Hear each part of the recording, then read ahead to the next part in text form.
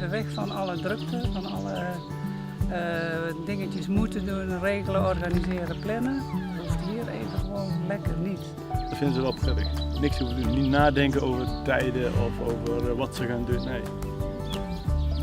De fijnste plek, dat is natuurlijk een verschil in zomer en winter. Dus in de zomer is het gewoon heerlijk om midden in de natuur te zitten en dat je lekker achteraan dus de tuin inloopt en op een balk gaat zitten en genieten van de vlinders en de vogels om je heen.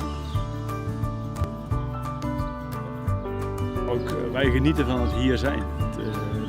Het wonen hier op deze plek vond ik wel heel bijzonder. We hebben eerst in het dorp gewoond, maar ervaar je dit als een totaal andere wereld bijna.